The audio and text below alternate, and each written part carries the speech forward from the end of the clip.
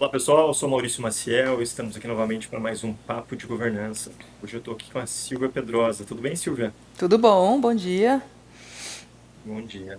Bom, a Silvia foi superintendente no FBN, Family Business Network. Hoje ela é líder do IBGC Famílias e tem uma vivência muito grande, né, Silvia, com empresas familiares, passou por diversas, além de executiva de carreira, né, também teve muito contato com empresas familiares nessa passagem anterior e na atual posição. Agradeço por ter aceito o convite, Silvia, para esse nosso papo de governança. E eu que agradeço. Fico envaidecida de vocês acharem que eu tenho uma contribuição a fazer aí. Vamos lá. Imagina. Bom, Silvia, sim, eu fico até curioso, né? Porque, obviamente, Family Business Network é uma das maiores associações, né, do mundo em termos de famílias empresárias. E IBGC é a nossa referência, né? Eu sou suspeito também por ser um defensor aí da governança do IBGC e hoje, atualmente, estar na coordenação aqui no Paraná também. Mas IBGC é uma referência nacional de governança e que a gente sabe que é a grande dor das famílias empresárias, né? Então, se pudesse compartilhar conosco, não precisa citar nomes, né, para manter né, o anonimato ali das famílias com quem você teve contato, mas certamente você teve contato com muitas, não sei se tem esse número, quantas famílias você teve contato, ouviu histórias, e o que mais te chamou a atenção? Puxa, não tenho número não. Foram muitas ao longo dos anos, porque antes de trabalhar na FBN, eu trabalhei no Family Office do Grupo Votorantim e fora ter conhecido bem intimamente a própria família Hermílio de Moraes, a gente interagia com outras, porque é uma referência, né? Foi um dos primeiros family offices do Brasil. Então, recebia muitas famílias, visitava muitas famílias, é, trocava muita figurinha. Mas falando dos principais aprendizados, que eu acho que é a tua pergunta, é, acho que a coisa mais notável, importante que eu aprendi trabalhando com família empresária é que uma empresa familiar nunca é só uma empresa. Ela é muita coisa ao mesmo tempo. Ela é patrimônio, lógico, mas também é memória, é identidade, é reconhecimento, às vezes sobrevivência, às vezes até amor. É, tem famílias em que a empresa representa o esforço de uma vida inteira, o sonho de alguém, o lugar daquela família no mundo. Então as decisões nunca são só técnicas, econômicas, de negócio. Tem um feixe enorme de emoções atravessando tudo isso.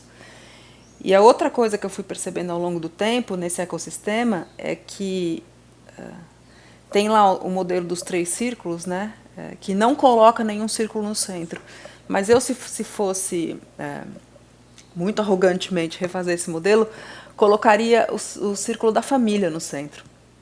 Porque quando a gente vê empresas familiares que são realmente longevas, fortes, normalmente existe ali uma família que quer continuar sendo família, que gosta de estar junto, que consegue construir uma visão compartilhada de futuro, compartilhar mais do que patrimônio, mais do que refeições, compartilha um projeto de vida mesmo. Não significa ausência de conflito, existe muito conflito em toda a família, as nossas famílias são completamente normais, as empresárias também são, mas no caso das empresárias significa existir um desejo genuíno de preservar o vínculo, de continuar construindo junto. E talvez por isso eu acho que a governança nesse contexto tenha muito menos a ver só com estruturas e muito mais com criar condições para que essas relações, decisões e negócios consigam atravessar gerações. Não sei se te respondi. Claro, claro. Bom, fale mais sobre essa, né, condições, o que que seria, como que se cria essas condições? Você consegue enxergar exemplos, né, em que famílias como que elas criaram essas condições para que elas pudessem realmente, independente das estruturas, vencer os desafios, os conflitos familiares e preservar essa união familiar? Bom, primeiro com o desejo de vencer esses conflitos, de preservar essa união, acho que isso tem que estar claro e compartilhado. É, acho que as famílias que identificam que é muito difícil fazer isso sozinho saem na frente. A gente precisa de apoio, precisa de guia nessa construção. E isso não é uma coisa simples, né? Essas famílias são muito assediadas, elas são alvo de muita atenção, é, e você selecionar quem pode te apoiar no meio desse assédio, dessa tensão, é desafiador, mas acho muito importante entender rapidamente que você precisa de um agente externo, que você precisa de orientação, porque você está dentro desse sistema, né? Você está imerso nesses afetos, nessas motivações.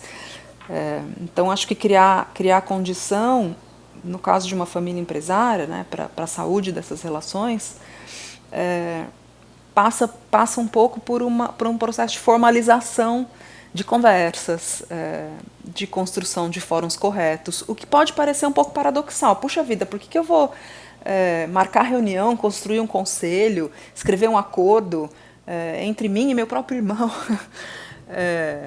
Acho que isso pode parecer assustador para algumas famílias, né? Mas no caso das famílias empresárias são ritos importantes, assim, é como elas conseguem construir vigas e colunas para sustentar essas relações de um jeito saudável. E não tem negócio forte com relação frágil. Acho que isso é uma máxima verdadeira. Excelente. E Silvia, o que que você tem alguma dor que se destacou mais nesse contato assim com as famílias? Tem uma dor que seja comum e que mais né, nessas conversas com com as famílias empresárias e empresas familiares? Olha, eu acho que a principal dor é do próprio pertencimento. Eu sempre dou esse exemplo, assim, na família da minha mãe, eles eram 6 irmãos. E foi uma família que veio do interior de São Paulo, divisa com Minas, para estudar os filhos. E os meus avós compraram uma única casa aqui em São Paulo, que foi a conquista da vida de trabalho deles. E quando os meus avós morreram, os irmãos brigaram. Feio, por uma única casa. Então, levando isso para o contexto da família empresária, que tem uma dimensão de patrimônio muito maior, eu pergunto, psicanaliticamente, isso parece viagem, mas não é viagem não. Será que é a casa? Ou é o quanto aquela casa te faz mais filho, menos filho? Mais importante, menos importante? E então, na verdade, é o que o patrimônio e o que os papéis representam, né? As famílias empresárias, elas têm muito essa tendência da supervalorização do acionista que é gerador de riqueza, né? Do membro da família que está na gestão do negócio. Será que os outros membros da família não têm um papel igualmente relevante? Aquela figura que é articulador, que mantém a família junto, que cuida de harmonizar todo mundo, também não tem um papel fundamental? E como é que a gente reconhece esse papel? Então, acho que a dor tem a ver, e isso em toda a família, não só nas empresárias, mas nas empresárias isso tem um efeito em negócio, patrimônio, né? Enfim, tem desdobramentos outros. Acho que tem a ver com o reconhecimento da relevância de cada um, das aptidões de cada um, de como os diferentes papéis podem contribuir com a mesma monta nesse ecossistema. Acho que essa é a principal dor, que é a dor humana, né? A gente quer ser amado, quer ser visto pelo talento que a gente tem, quer ser reconhecido onde a gente é bom. É a dor humana elevada a um contexto de negócio, de patrimônio. É isso. Excelente, eu gosto muito disso, né? Eu tenho um acrônimo que eu gosto bastante que é o SCARF, né? Então é o Status, Certainty, Autonomy, Relatedness e Fairness. Então, que são as principais necessidades psicológicas de todo ser humano. Alguns em maior medida em um dos itens, outros em maior medida em outros. E que me chamou a atenção quando eu soube, né, quando eu conheci esse acrônimo, o status, na verdade, quando a gente fala de status, às vezes a gente dá uma conotação mais pejorativa até, né, a status. Mas o que que é o status? Qual é o conceito de status? É sentir-se importante, né? Sentir que as pessoas com quem você está se relacionando dão importância, dão valor à relação, dão valor a você, né? E isso causou muito com a tua fala, porque acho que tem muito disso sim, né? A gente identificar Como que a gente pode realmente gerar esse senso de pertencimento para todos os membros da família, né? Como que eles podem se sentir, como que eles podem sentir que estão sendo úteis e importantes para a família de modo geral. Talvez esse senso de que, puxa, eu não sou o CEO do grupo, eu tenho menos importância, dão menos importância para mim, etc. Então, se cada um achar o seu lugar nessa orquestra familiar, né? Talvez a gente tenha menos chances de conflitos, né? Porque menos necessidades vão estar sendo desatendidas, né? Sim, sim, é isso mesmo. Excelente, excelente. E me fala um pouquinho do IBGC, agora, o teu momento atual, né? Me fala o que que é o IBGC Famílias. Oba, vamos lá. Estou animada de falar do IBGC Famílias. Bom, eu fiquei 7 anos na FBN, é, cuidando da agenda de conteúdos, da gestão, do relacionamento com os associados. E agora fui para o IBGC, que é a Casa da Governança Corporativa no Brasil, na América Latina, enfim, uma instituição reconhecida internacionalmente também, e que tem um apetite muito grande pela aproximação com famílias empresárias. Então, o IBGC reconhece que tem um fluxo de comunicação e um relacionamento saudável com as empresas, dentre as empresas familiares, mas que existia uma lacuna de relacionamento com as famílias empresárias em si. E aí é preciso fazer essa diferenciação, né? Família empresária é uma coisa, empresa familiar é outra. Então o IBGC me fez esse convite muito sedutor para começar uma área que possa desenvolver conteúdo e um hub, um ninho de relacionamento dessas famílias dentro da estrutura do IBGC, o que não é difícil, porque tem uma força de marca grande, tem uma expertise, uma excelência na questão da governança, e precisa fazer um desdobramento disso para o contexto das famílias empresárias. Então, o IBGC Famílias é uma business unit, vamos dizer assim, é um novo braço de negócio do IBGC, que quer ter resultado até menos como negócio e mais como um lugar reconhecido, como um lugar que é seguro, onde as famílias vão aprender, vão se encontrar e vão se desenvolver juntas aqui no Brasil. Então esse é meu desafio agora. A gente desenhou uma trilha de experiências para essas famílias, que está sendo lançada agora, está pronta. Estamos desenvolvendo uma marca enfim, já tem muitas famílias circulando dentro do IBGC, muitas vezes trabalhando seu papel na governança corporativa, e a gente vai cuidar desse público de outra forma, com outros recortes agora. Excelente, fico animado também com essa novidade. Bom, o BGC já tem bastante conteúdo, né, para empresas familiares, né? Recentemente a gente teve aqui em Curitiba o curso de governança para empresas familiares do BGC. A gente tem os fóruns, né, o Fórum Nacional, os fóruns regionais de famílias empresárias. Então, eu sei que tem já bastante conteúdo, mas agora acho que a gente traz uma roupagem um pouco diferente, até talvez uma estruturação um pouco mais ah, atraente e amigável para as famílias empresárias e não só para as empresas Sim, familiares. acho que é uma integração de agenda também, né? O IBGC tem várias ações voltadas para empresas familiares e famílias, mas espalhadas em diferentes áreas do IBGC. Acho que sem uma coordenação de curadoria, que torna isso uma narrativa única. Então, um pouco a gente vai juntar tudo isso num cesto só e cuidar para a gente ter uma voz forte. Perfeito, perfeito. E aqui entra muito também, né, Silvia, acho que isso que você falou de criar as condições para as famílias empresárias, né? Então, essa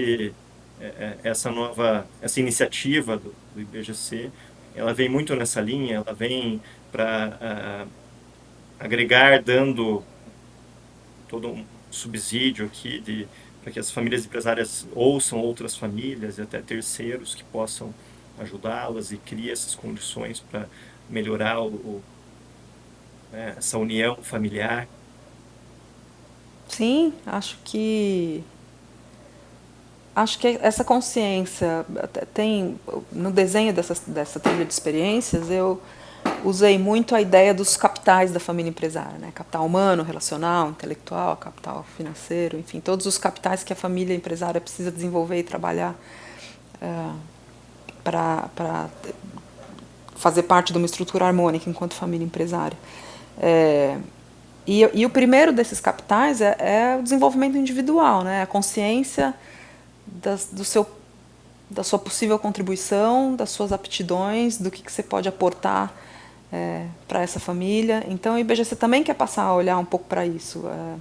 Como é que essas pessoas se desenvolvem no sentido de ter um papel relevante, de contribuir para que essa família seja longeva como relação familiar, como negócio, como patrimônio, nos círculos todos aí em que ela quiser estar. Excelente. Bom, para a gente ir encaminhando para o final aqui, primeiro eu queria te perguntar, na verdade, te pedir, né, Silvia, você passa uma mensagem para aquelas famílias empresárias que possam estar nos ouvindo, vendo, né, nesse momento, e que talvez ainda não conheçam do IBGC, não conheçam de governança, né, que dica, qual seria a principal dica ou, né, ação concreta que uma família, né, ou um membro de família empresária que poderia tomar? Acho que a principal dica é que é um pouco. Eu lembro quando eu fui mãe, assim, que eu acho que eu não sabia que choro era de dor, que choro era de fome, não sabia o telefone do homeopata. É, e, e que o que mais me confortou nessa hora foi me juntar a grupos de mães. E eu acho que é exatamente a mesma coisa para a família empresária. Assim, procurem pares. A gente tem a sensação muitas vezes que só a gente está passando por aquilo, né? Que aquelas situações são exclusivamente nossas e que somos os únicos a ter problemas. Não somos. Tem muitas famílias que já passaram, que estão passando ou que vão passar por situações semelhantes, por desafios semelhantes. Então é muito, muito importante estar perto delas. No mundo das famílias empresárias, o fenômeno do espelhamento é absolutamente importante. Porque isso te faz se sentir menos sozinho, te faz acreditar que aquela tempestade vai passar, que vocês vão encontrar recurso. Então acho que é o principal. Tem a FBN, tem o IBGC, tem outros fóruns. Procurem outras famílias e trabalhem a questão desse desenvolvimento individual e coletivo, porque se prepara. As famílias empresárias, elas têm, os membros de famílias empresárias têm necessariamente duas profissões na vida, e um deles é ser sócio, uma delas é ser sócio. E para isso exige preparo, tanto quanto ser arquiteto, médico, advogado. Então tem aí uma dupla formação para qualquer membro de família empresária. Procurem cumprir com isso que vai dar tudo certo. Perfeito. E para quem quiser conhecer mais de você, do IBGC, qual que é o melhor canal para entrar em contato? O melhor canal para. A gente tem uma página no site, o site do IBGC está completamente novo. Quando você entra no site hoje em dia, tem duas seções, para você e para a sua empresa. A gente está lá no para a sua empresa, por enquanto. E aí ali vocês acham os conteúdos e os eventos produzidos para famílias empresárias. A gente vai ganhar maior destaque no site e muito em breve lançar a marca nova, itinerar pelo Brasil, contando para vocês que recado o IBGC tem para dar para as famílias. Excelente. Muito obrigado novamente, Silvia. Foi muito bom o papo. Obrigado. Obrigada.